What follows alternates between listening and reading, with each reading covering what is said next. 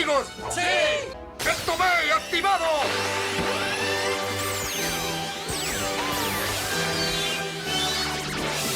En septiembre del año 1995, en el país de las barras y las estrellas, la tercera temporada de la exitosa serie Mighty Morphin Power Rangers comenzaba con un backdoor pilot en un planeta en guerra llamado Edenoid. Allí, un joven príncipe llamado Dex recibe grandes poderes de su abuelo el Rey, donde defiende a su planeta del malvado Conde Dragon. Y luego de ese crossover, él sería enviado a la Tierra para detener la invasión de su tío y sus Insectovores, convirtiéndose en Mask Rider.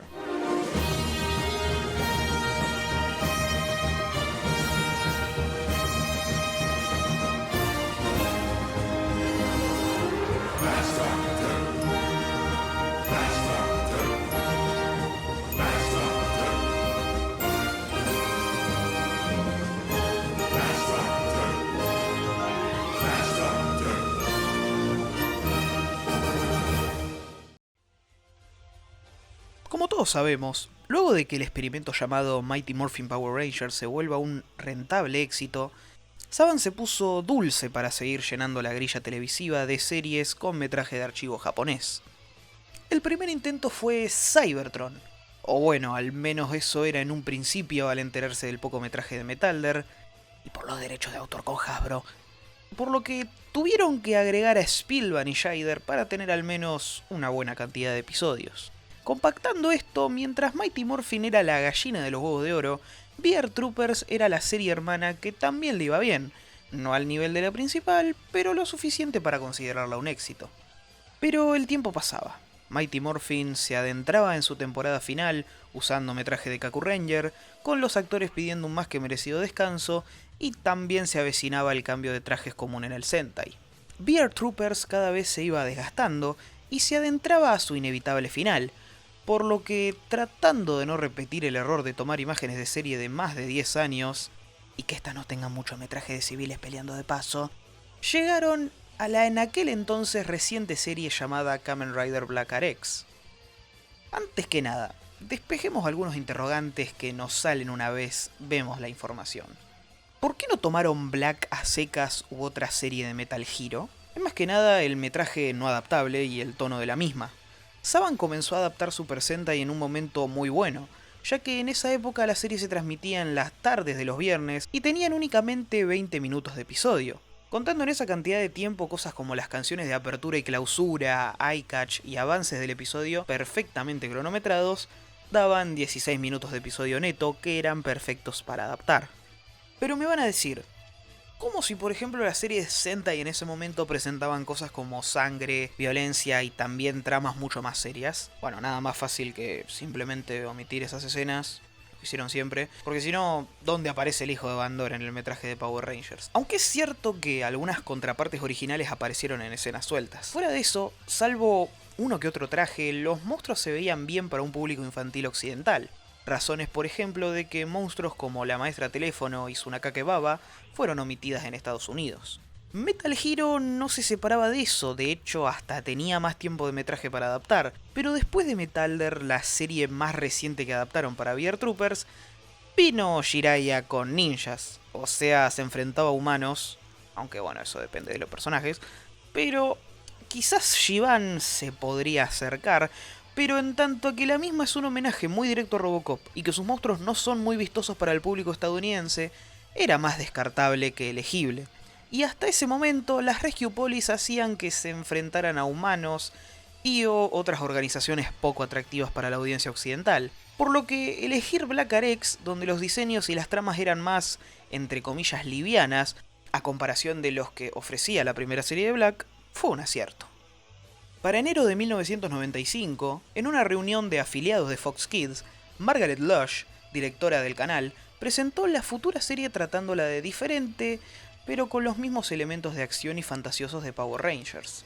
La presentación piloto de Masked Rider tuvo algunas diferencias significativas con la serie tal como se emitió, como por ejemplo que la escena donde el rey le pasa los poderes a su nieto en realidad es una jugada de último minuto antes de que Edenoid explote. Albi, Molly, Magno y Chopper tienen distintos actores, no había nada de metraje original de los villanos y Dex estaba bailando como Elvis. Al finalizar ese clip, Losh aclara que piensan que será una complementación de Power Rangers y lo más contradictorio de ese momento es que será más parecida a una comedia de situación. De a poco los problemas y los cambios empezaron a salir. Que la serie tenga un backdoor pilot en el inicio de la tercera temporada de los Rangers salió a la perfección, pero rápidamente muchas cosas cambiaron entre el rodaje y la futura serie. Power Rangers venía bajando en ratings y ante esta situación había que meter mano en el próximo proyecto.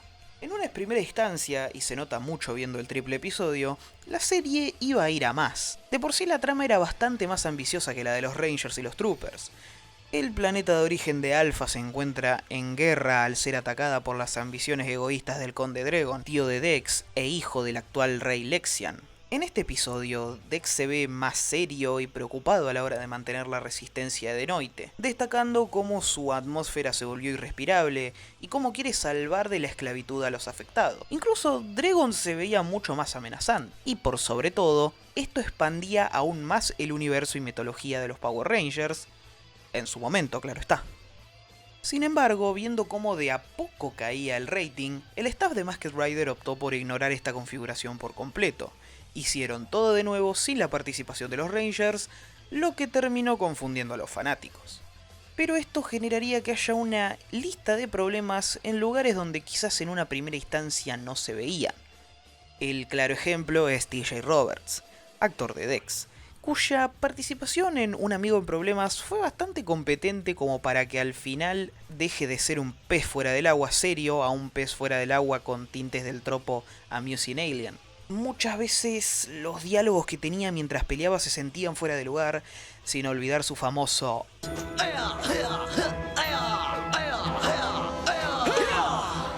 que era aún muy odiado por los televidentes.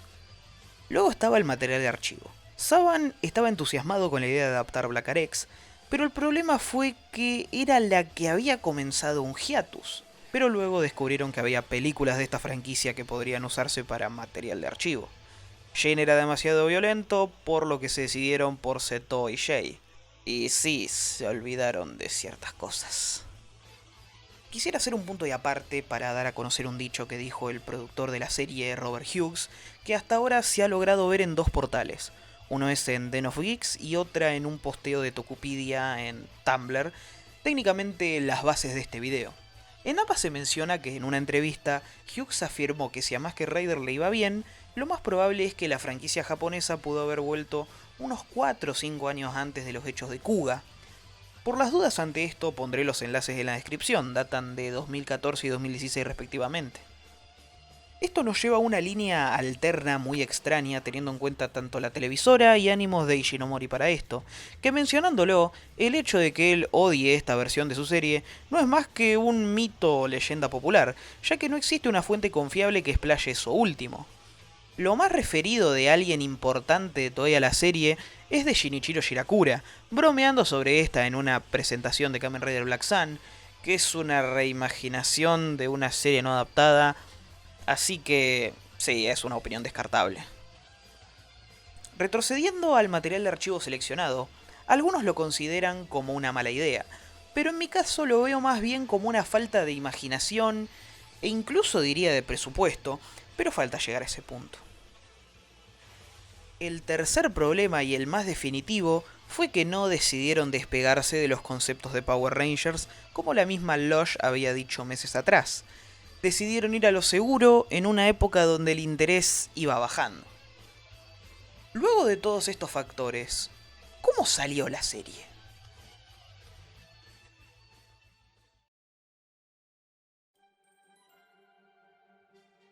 Si seguimos el punto de la serie más o menos desde que se dejó en Un amigo en apuros, mágicamente se solucionó todo en Edenoid, no hay más allá que unos pequeños restos de la Plague Patrol esclavizando el planeta, pero en realidad es que el Conde Dregon se dirige a la Tierra para conquistarla y volver con un ejército de Insectovores más grande.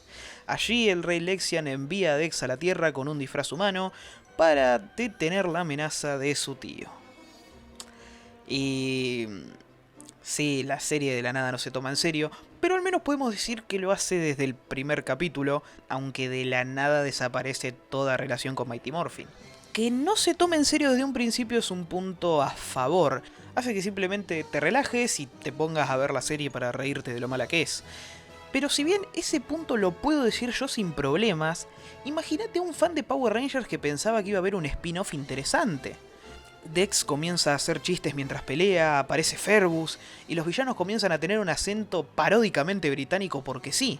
La serie también olvida que el planeta de Dex es el mismo que el de Alpha, y se dedica a hacer una sitcom de situaciones ridículas que dependiendo del episodio se me hacen amenas.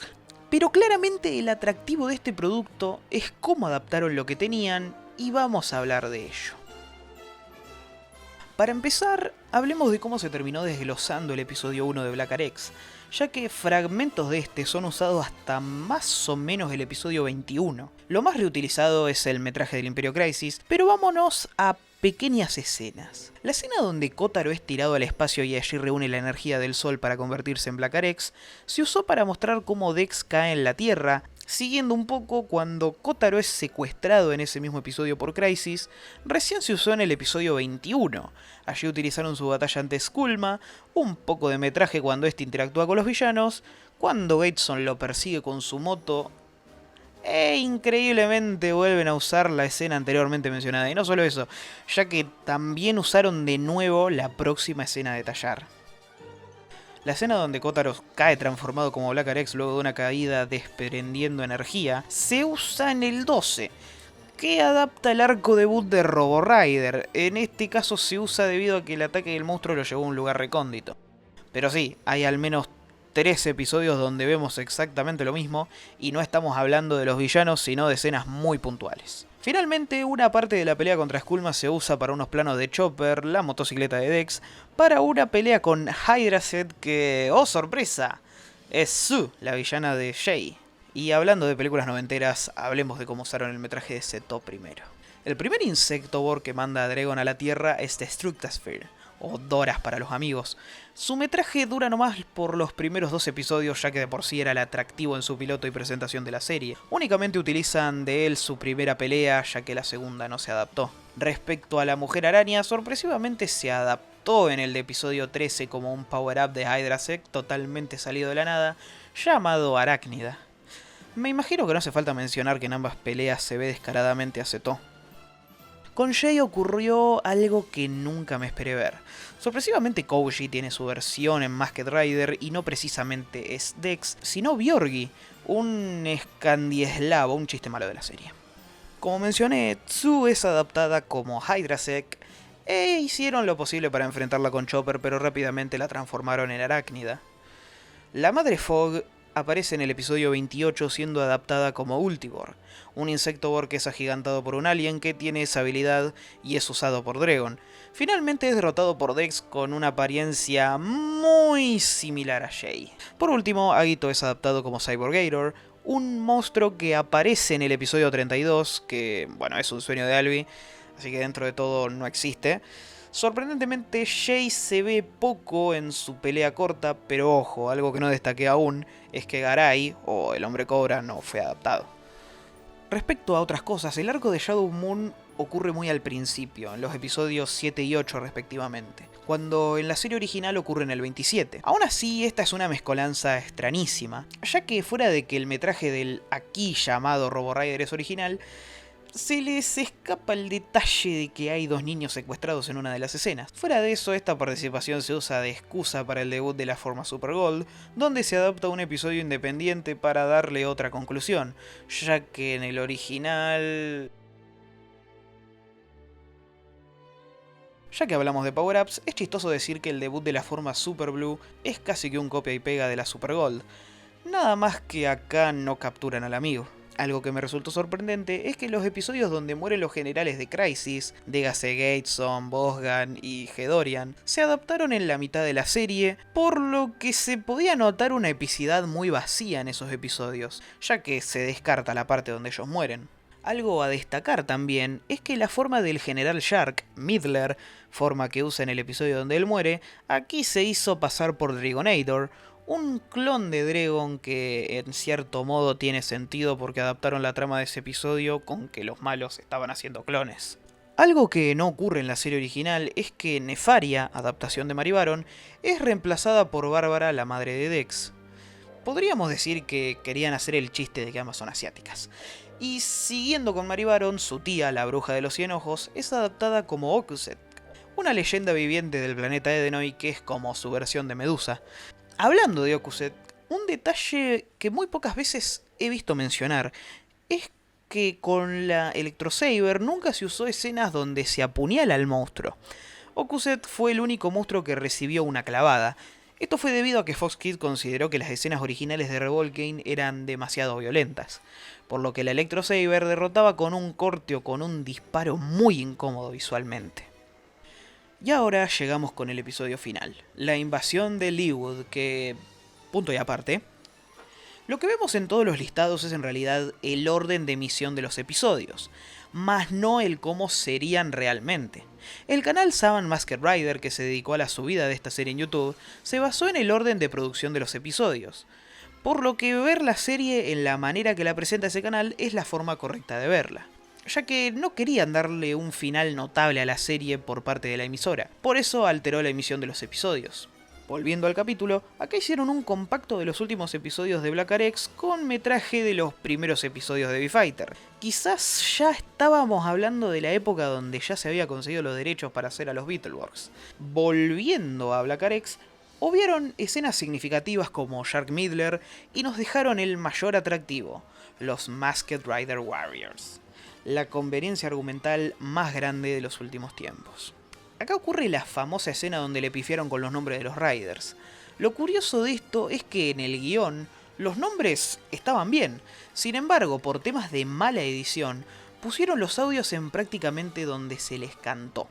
Además de eso, podríamos decir que tuvo una conclusión algo confusa, ya que la forma en la que en teoría Dragon y sus secuaces mueren es por la enorme explosión que desprende Bruticon. También, el final se queda con Dex hablando con su abuelo sin ganas o indicios de volver a Edenoy. Aunque el rey Lexian termina la serie con un algún día tendrás un hijo y con él podrás seguir con el legado de los Masked Rider Warriors. Ah sí, me olvidé mencionar que se ven explícitamente a Kazumi no Joe y otros personajes de Black Arex en la escena final. Y como dato de color, en el mismo usaron una fracción de metraje de un episodio bastante avanzado de B-Fighter para una explosión que genera Bruticon. Si es que, fíjate, ahí se ve a Bluebeard. Si a esta altura se preguntan por qué no dije mucho de Ferbus es porque... ¿Qué no se ha dicho de él? El bajo presupuesto fue más que notorio, incluso siendo una serie que se atrevió a poner conceptos originales como el ya mencionado Ferbus, y los Maggots, aunque bueno, eran repintados de Mantis de Mighty Morphin, además de acoplarse bien a las tramas que presentaba Black Arex, algunas siendo adaptaciones fieles, y dentro de todo podía ofrecer un humor que un fanático de la serie B le gustaría.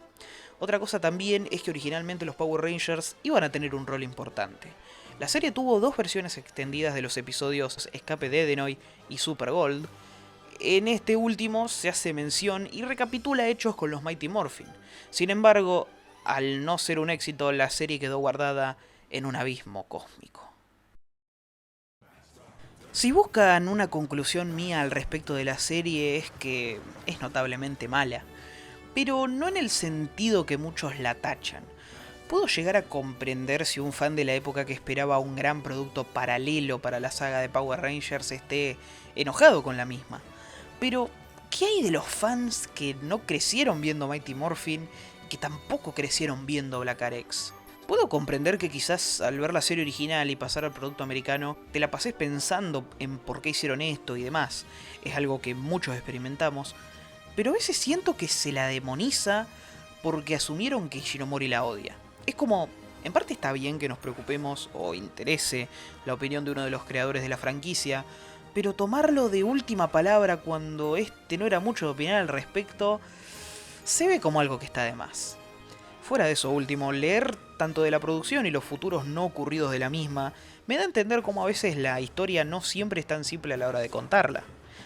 Por darles un ejemplo personal, hace poco me enteré que originalmente Ryuki iba a ser una serie basada en Crossfire, uno de los títulos preliminares de Kamen Rider del 71.